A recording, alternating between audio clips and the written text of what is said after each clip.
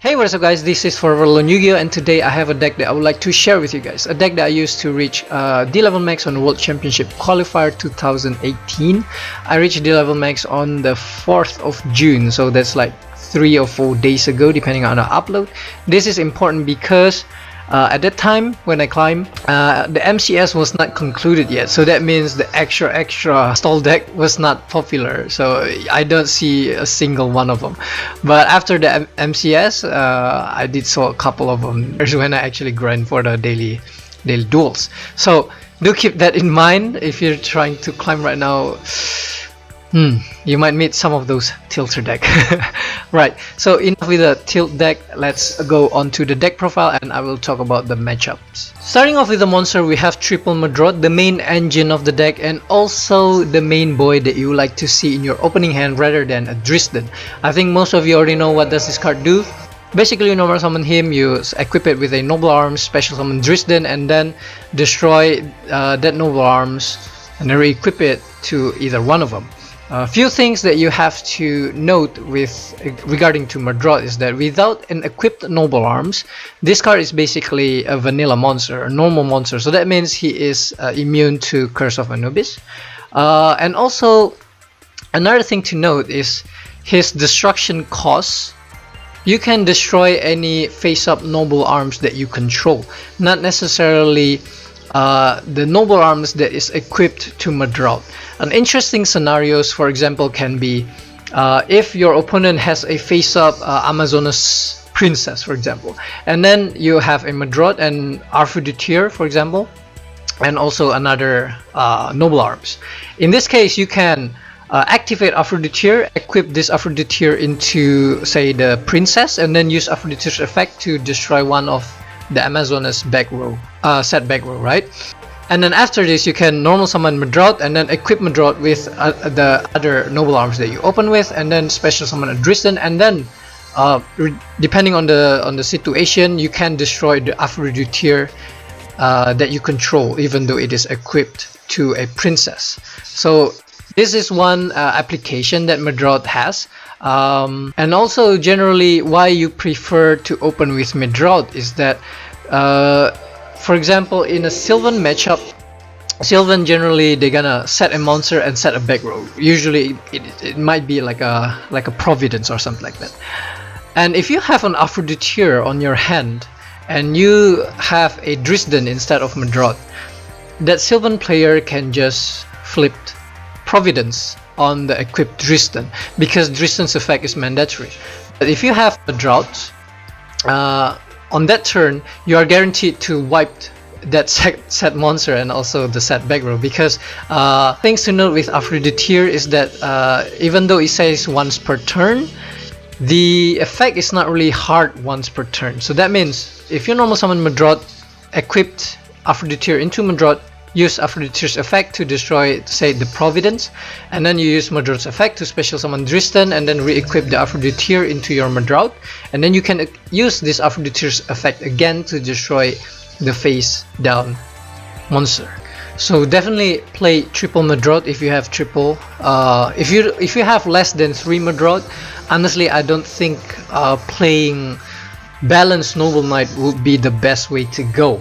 Like if you have triple Medraut and triple Drystan, definitely you can try a balanced version. But if you only have like 2 Medraut, for example, in my opinion it's better to play the Ties of the Brethren version rather than trying the balanced version using just 2 Medraut, because Medraut is just that versatile or that important in my opinion. Next one, we have triple Drystan, the main destruction card that you have. Basically every time this card is equipped with a Noble Arms, you can target one face-up card on the field and then destroy the target. The target can be any cards on the field, so you can destroy your own cards if you want. So in any case, definitely play triple Drystan. Less than 3 is not optimal at all in my opinion. Sometimes I wish I have even more than 3 Drystan because this card dies pretty often. Alright, on to the spell and traps right now. You see I have 1 double cyclone, but actually I didn't use double cyclone during my climb.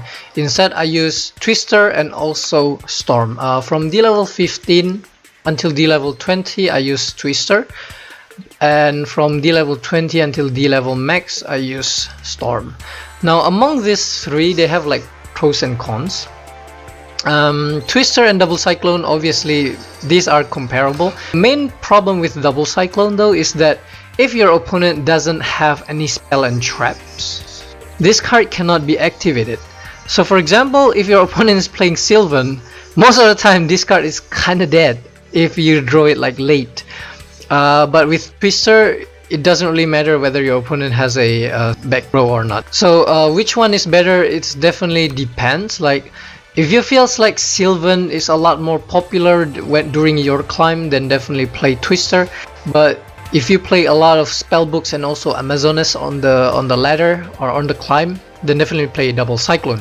It's the same thing with Storm. Actually, I play Storm instead of Double Cyclone because I played so many Amazonas starting from D level 20. So at that point I feel like Storm is more powerful than Double Cyclone, because being able to destroy two of your opponent's Amazonas back row generally wins you the game. So at that time I even considered putting 2 Storm because there were so many Amazonas on the climbs. So on to the next spell, we have Triple Glory of the Noble Knights.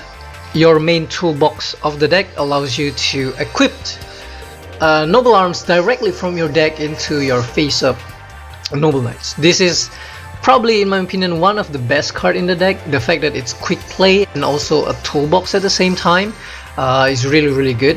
The main weakness this card has is that it requires you to have an empty spot on your spell and traps in addition to the spot that this card itself occupies. So that means you cannot have 2 Noble Arms face on the field or set or whatever, and also trying to resolve this card. You can't do that.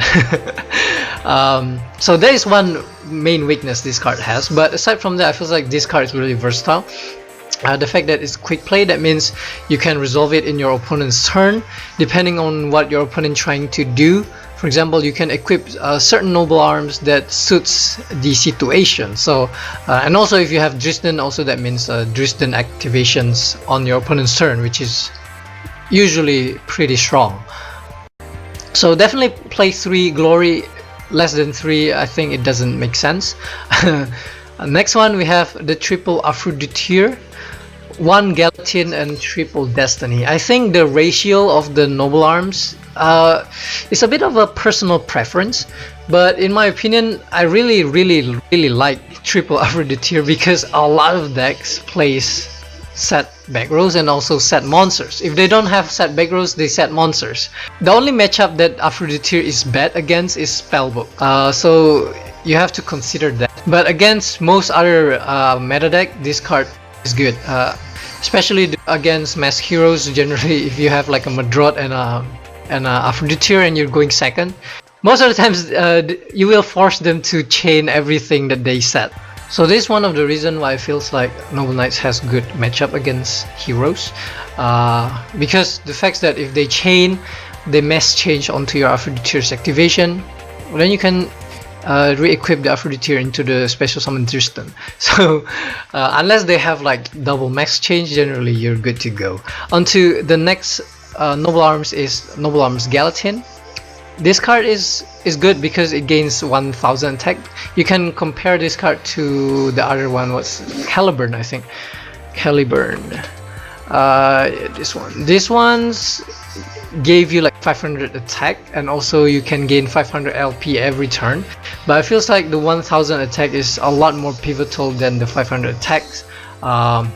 Simply because if you notice, the Noble Knights are pretty small. 700 and 1800 is not really big in today's meta. Like for example, if a Sylvan player just normal summon Carrot Weight, that Carrot Weight already get over everything in your deck. Another thing is that you also have to consider Guardiox and also Hermitry. Hermitry is 2700, Guardiox is 2400. So this is one of the reasons why we prefer Galatine over Caliburn. The next one is Triple Destiny. I really like Destiny. Basically, it allows your Noble Knights to dodge 1 destructions once per turn. Generally, you will want to equip this card into the special summon Drystan, because that Drystan will be in the defense position. So at that point you will force your opponent to at least try to swarm the field if they want to get over the Drystan. So this is why I play Triple Destiny, because I feel like this card is just too important. The only bad thing with running Destiny is that it has a really bad synergy. Not really synergy, it has a bad matchup against Amazonas, because Amazonas doesn't care. Amazonas is just onslaught. Onslaught will banish your Drystan. So Destiny doesn't really do anything against Amazonas. So yeah, all these noble armors have their pros and cons. Like After the Theory is good against most deck except Spellbook, while Destiny is good against Sylvans, Masked Heroes, but it's kind of useless against Spellbook and also Amazonas. So obviously you have to keep this in mind. The next one, I do play the Triple Trap. The reason why I run this 3 trap card is because I feel like it has a really good matchup against anything pretty much except Sylvan, because Sylvan monster generally will get special summoned through Rose Lover anyway, and that monster, as you guys know, is not really affected by any trap cards. So usually against Sylvan, the Flute Gate is kind of dead unless you Flute Gate the World Carrot, but the Guardiokes usually will be immune to the trap card, so do keep that in mind. But against anything else, this card is pretty good. Against Spellbook, if you go first and you can Flute Gate their Blue Boy or something like that, and they don't have like a Spellbook of Life, and they don't open Grass, that's usually a scoop. Against Mirror Match, so against Noble Knights, also the same case. If you can Flute Gate their monster and they don't have any other monster the next turn, that's also usually a scoop. Against Mess Hero, the same thing. Well, Mess Hero generally you don't really have to rely too much on the trap, because it's already in your favor anyway. So just having the trap card is pretty overkill, I think, against Mess Hero. Another thing to note is that this card's kinda mediocre against Amazonas, as in the only thing that you would like to flip face down most of the time are either Princess, you know, to prevent your opponent to special summon the Queen from the deck, and also as Queen. So if you don't really like these cards, obviously you can substitute them. The main card that came into mind is obviously Treacherous Trap Hole. That's one good trap card. Or maybe you can play more than 2 Double Cyclones. Some Noble Knights deck I saw actually play 3 triple Double Cyclone. And actually another card that I find is really good is actually Offerings to the Doomed. If you guys didn't know, if you play Noble Knights and you are forcing Spellbooks and you are going second, generally you will lose that match if you don't have like a Double Cyclone, or if you don't have a Storm to destroy their face down Fate, because you have so little monster count, and Spellbook can pretty much Fate every single turn, and you can't really spam the board, which is main weakness of Spellbook if they face against a deck that can swarm. So if you normal summon Medraut and it got banished by Fate, for example, usually you will scoop that match. So having Offerings to the Doomed in addition to Double Cyclone is good, especially against Spellbook. Also Offerings, in comparison to the traps, obviously have better matchup against Sylvan, because you can just destroy their Guardiok during the summon, for example.